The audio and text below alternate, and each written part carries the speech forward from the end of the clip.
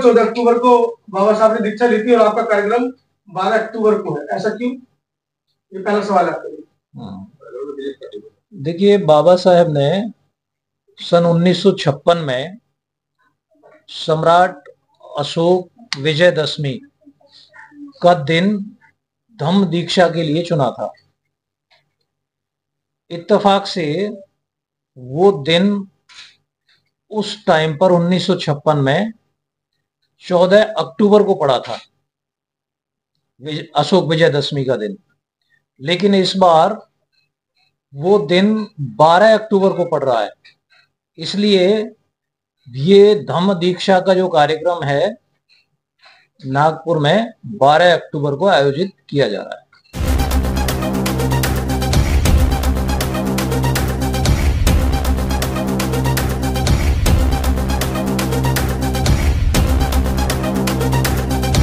क्योंकि उस दिन अशोक विजयदशमी का दिन पड़ रहा है।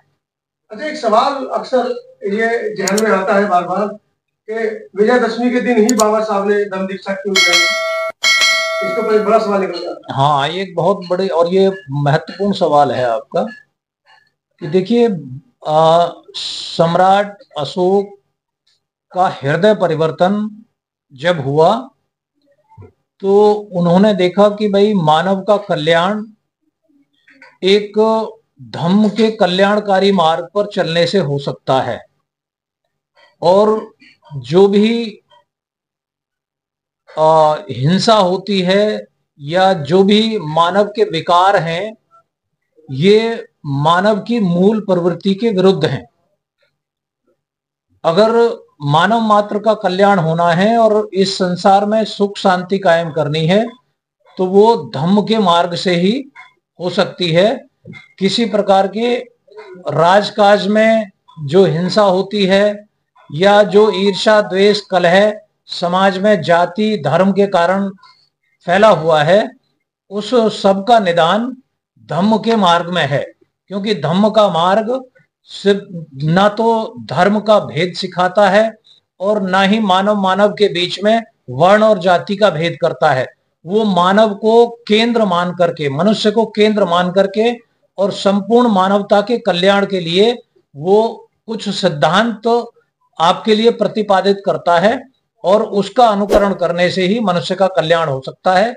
इसलिए अशोक ने ये धम्म दीक्षा ग्रहण करने से पहले बहुत सारे भिक्षुओं के बीच में जाकर के, बहुत सारे ज्ञानवान जो हमारे बौद्ध धर्म के विद्वान थे उनके बीच में जाकर के धर्म के बारे में बहुत गहराई से जानकारी ली थी और उसके बाद ये निर्णय लिया था। ये 12 तारीख का जो कार्यक्रम है राष्ट्रीय बौद्ध महासभा के तत्वाधान में हो रहा है, उसके बारे में कुछ हमारे दर्शकों को जानकारी दीजिए।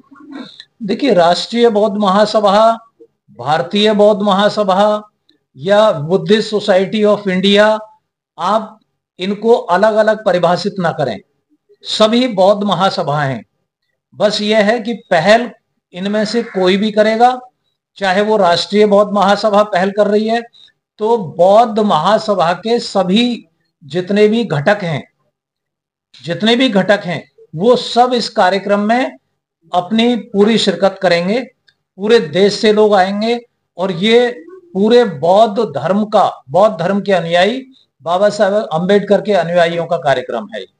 अच्छा, बाबा साहब ने पूरे देश में काम किया, पूरे देश में जागृति फैलाई, तो ये बौद्ध दीक्षा बाबा साहब ने नागपुर में ही क्यों ली? ये भी एक विषय है चर्चा का। एक्चुअली आपको मालूम है कि नागपुर क्यों पड़ा है? वो नागपुर जो है नागवंशियों की राजधानी थी।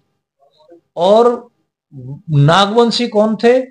देश के मूल निवासी जो प्राकृतिक जीवन में विश्वास रखते थे, जो प्रकृति पूजा में विश्वास करते थे और जो प्रकृति के समीप रहते थे। प्रकृति के समीप होना ही या प्रकृति में समाहित होना ही बुद्धत्व है। जैसे बुद्ध को प्रकृति स्वरूपा कहते हैं, जो प्रकृति के साथ 100% तालमेल बिठा लेता है वो बुद्धिज्म की तरफ अग्रसर होता है।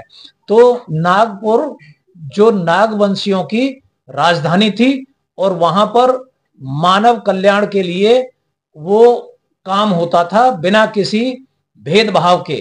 क्योंकि मूल निवासियों में कोई जाति और वर्ण का भेद नहीं था और ना ही किसी प्रकार के धर्म संप्रदाय का भेद था। वो सिर्फ प्रकृति में विश्वास करते थे और प्रकृति उनके लिए सबसे बड़ा धर्म था, इसलिए नागपुर को चुना गया। क्या साथी और कुछ कार्यक्रम के बारे में बताएंगे? आचार्य जी बताएंगे हमारे सिद्धांत जी। सर, कार्यक्रम किस तरह का है पूरे देश से, जैसे कि 30 राज्यों से वहां लोग पहुंच रहे हैं, क्या क्या व्यवस्थाएं हैं, किस किस तरीके से वहां पर कार्यक्रम होगा? देखिए, ये कार्यक्रम बहुत बड़े स्केल का है। इसमें अखिल भारतीय कार्यक्रम है ये, और 30 राज्यों से और 5 केंद्र शासित प्रदेशों से लोग वहां पर आएंगे। और सभी वो लोग आएंगे कि जो इस देश की जो जिसको कहते हैं वर्ण और जाति के आधार पर विभाजनकारी समाज व्यवस्था है, उस व्यवस्था को त्याग करके और इस देश में समता मूलक समाज निर्माण के लिए जो लोग काम कर रहे हैं और जिनकी दिली इच्छा है, जो इस देश में लोकतांत्रिक और संवैधानिक व्यवस्था में विश्वास रखते हैं, ऐसे सभी लोग पूरे देश के कोने कोने से वहां पर आयोजित होंगे, आएंगे। और ये बहुत बड़ा कार्यक्रम होगा और वहां पर लोगों के ठहरने की व्यवस्था है, खान पीन की व्यवस्था है, और वहां पर एक बहुत बड़ा सम्राट अशोक के जीवन काल पर एक बहुत बड़ा नाटक का मंचन भी किया जाएगा।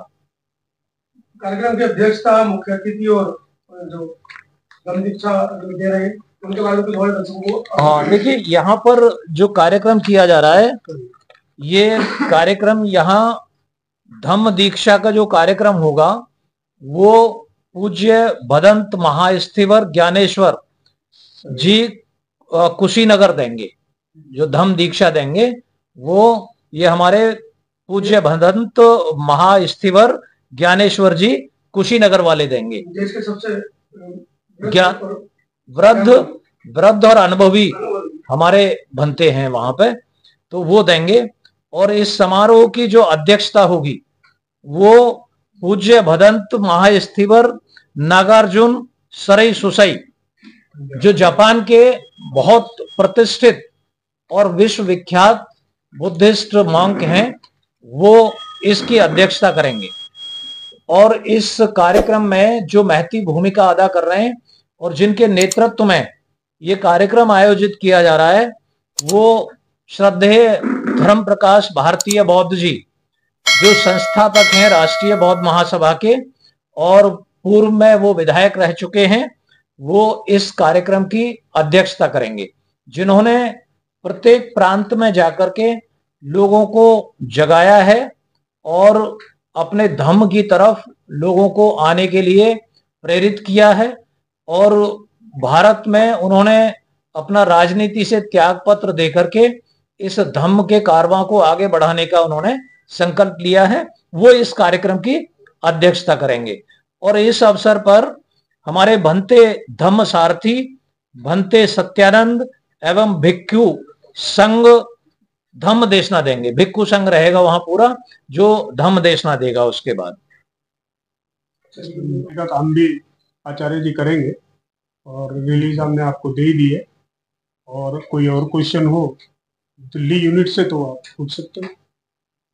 सर, कई लाख लोग हर साल नागपुर जाते हैं और मुझे लगता है इस बार, क्योंकि वर्तमान में जिस तरीके से सरकारें और जो इस बहुजन समाज के ऊपर आदि जैसा समाज कहा जाता है उसके ऊपर जिस तरीके से जो उनके अंदर रोष है उसको लेकर बाबा साहब डॉक्टर अम्बेडकर के प्रति उनकी सहानुभूतियां और बढ़ी है, तो लगता है कि इस बार डबल ट्रिपल भीड़ वहां पर हो सकती है। बाबा साहब के अनुयायी वहां पर हो सकते हैं, क्योंकि पिछले 10-15 सालों में जो जिस तरीके से शोषण हुआ है समाज के ऊपर, तो कहीं ना कहीं एकजुटता दिखाने का भी समय है। तो समाज इस बात को पहचान भी रहा है कि एकजुटता हमको दिखानी चाहिए।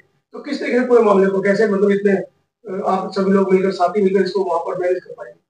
देखिए, ये कोई एक प्रदेश का नहीं है कि हम दिल्ली प्रदेश वाले ही कर रहे हैं। जी जी। जो नागपुर में जो वहाँ की संस्था जो पूरा देखती है पूरे देश को और पूरे सब विदेशों से आने वालों को, कार्य उनका है। हम जितने भी प्रदेश हैं, हमारे 28 प्रदेशों में राष्ट्रीय बौद्ध महासभा का पूरी यूनिट्स हैं और वो भी अपना अपना कार्य वहां जाके करेंगे। हमारे जो संस्थापक अध्यक्ष है धर्म प्रकाश भारती जी, वो इस बारे में पूरा ध्यान रखे हुए हैं। जो 12 तारीख को दीक्षा का प्रोग्राम है वो हमारा 9 बजे से 11 बजे तक का है, और वो पूरा दक्षता में उनके में हो रहा है वो, और उसमें मुख्य वक्ता और आचार्य जी वगैरह सारे हैं, सब अपने अपने उससे सारा अपना सहयोग दे रहे हैं। और जो दूसरे प्रदेशों से जो लोग आ रहे हैं उनके उसमें भी जो हमारे प्रभारी और अध्यक्ष हैं वो भी इसी कार्य में लगे हुए हैं।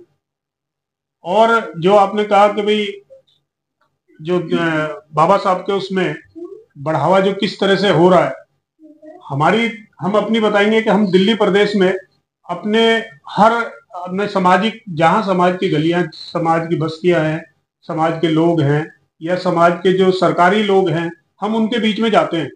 हमारे सब लोग अपने अपने तरीके से जा रहे हैं और हम उसी तरह से उनसे बात करते हैं। तो हम जहां जाते हैं हम एक चीज पूछते हैं, वो हमें 4 बात बताते हैं।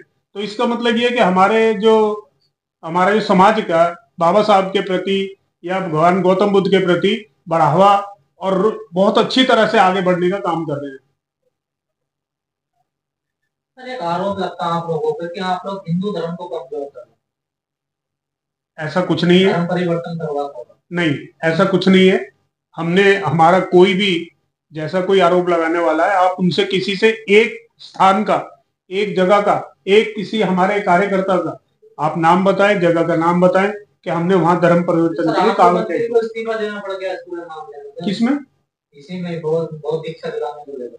देखिए, वो एक पार्टी का मामला है, मंत्री थे और वो भी काम धम्म दीक्षा के लिए कर रहे थे, लेकिन लोगों में भ्रम फैलाया गया कि उन्होंने देवी देवताओं को गालियां दी, लेकिन ऐसा कुछ नहीं है।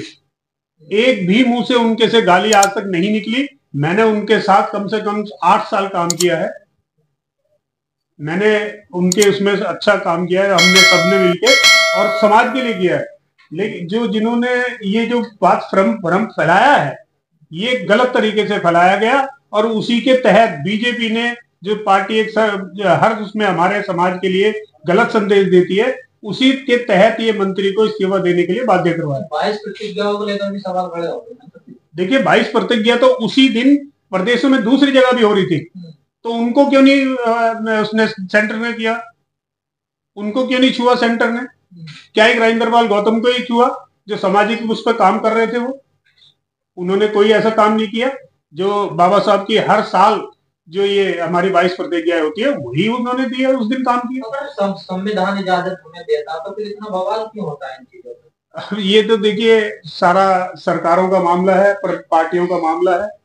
पार्टीबाजी होती है तो बीजेपी आपको देख रहे हैं हर जगह धर्म के उसमें आड़ में लेके ये काम करती है।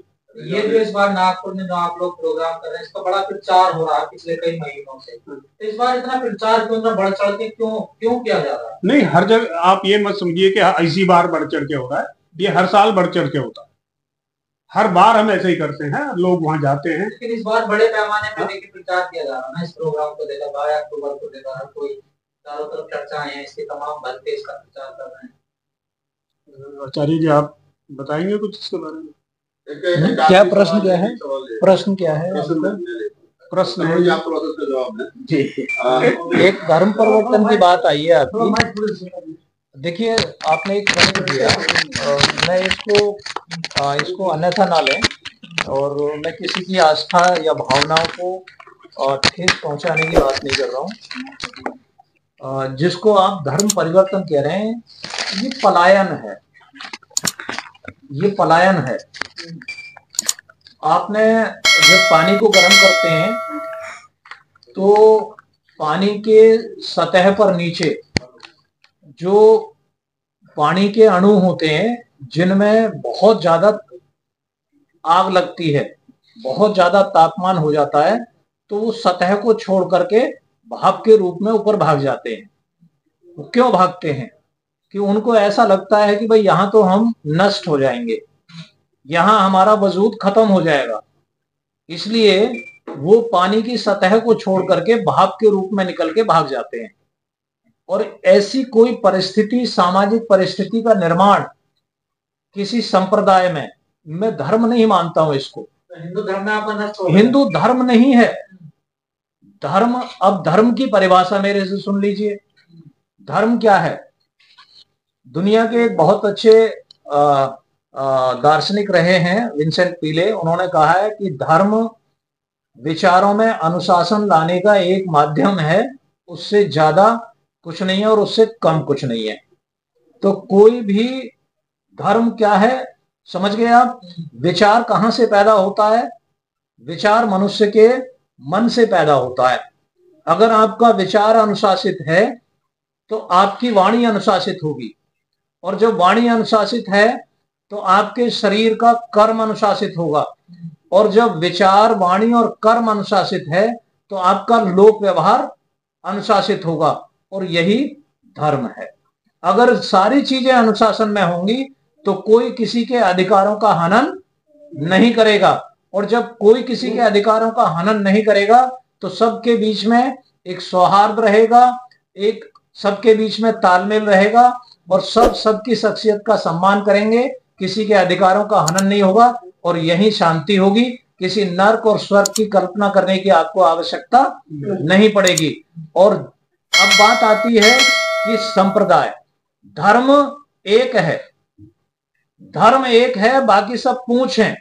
धर्म हिंदू, धर्म मुस्लिम, धर्म ईसाई, धर्म जैन, धर्म बौद्ध, धर्म सिख, धर्म यहूदी, सभी धर्म में से निकली हुई शाखाएं हैं। ये हैं संप्रदाय। इन संप्रदायों ने मानव के बीच में एक भेद की दीवार खड़ी कर दी है। धर्म ने नहीं की। धर्म शाश्वत है, सत्य है, धर्म सनातन है, धर्म सदैव जैसा था प्राकृतिक तौर पर, धर्म था, है और रहेगा। लेकिन संप्रदायों ने मनुष्य के बीच में भेद भाव की जो खाई पैदा करती है, उससे एक प्रतिस्पर्धा, एक प्रतिकार, एक प्रतिशोध की भावना लोगों के अंदर पैदा हो रही है, और इससे मनुष्य इससे आतंकित होकर के पलायन करता है। किसी भी संप्रदाय में जब किसी भी अनैतिक या अमानवीय प्रथा का प्रचलन किसी शक्ति के बल पर किया जाता है, तो मनुष्य एक स्वाभाविक भावना के तहत, जहां उसे प्राकृतिक आजादी, उसे प्राकृतिक स्वतंत्रता, प्राकृतिक सम्मान और सुकून मिलता है, मनुष्य उधर पलायन कर जाता है। तो जिसको आप परिवर्तन कह रहे हैं वो पलायन है, वो परिवर्तन नहीं है। परिभाषित करने की जरूरत है सही तरीके से। अब इसको और गहराई से समझ लीजिए। मैं इस विषय में कई बार इस बात को कह चुका हूं कि अगर आप में इतना ही सौहार्द होता, आप में इतना ही धारण करने की धैर्य होता, और आप इतने कल्याणकारी होते, तो आपके बीच से यहां के सिख निकल के नहीं जाते। मूलतः हिंदू हैं वो, जिनको हिंदू कहते हैं, सिख निकल के नहीं जाते। इस देश के 100% ईसाई आपको छोड़ करके नहीं जाते। 100% यहां के मुसलमान, बाहर वाले मुसलमान नहीं है ये सब पलायन करने वाले लोग हैं। और जिनको बुद्धिस्ट कह रहे हैं वो भी 100% हिंदू थे, वो पलायन करने वाले लोग हैं। जिनको जैन कह रहे हैं वो भी पलायन करने वाले लोग हैं। आर्य समाजी एक नया संप्रदाय खड़ा हो गया है, वो भी पलायन करने वाले लोग हैं। इसका मतलब यह है कि आपके अंदर आकर्षण नहीं है, प्रतिकर्षण है, इसलिए लोग पलायन कर रहे हैं। और इसको परिवर्तन कहना ये अनैतिक है।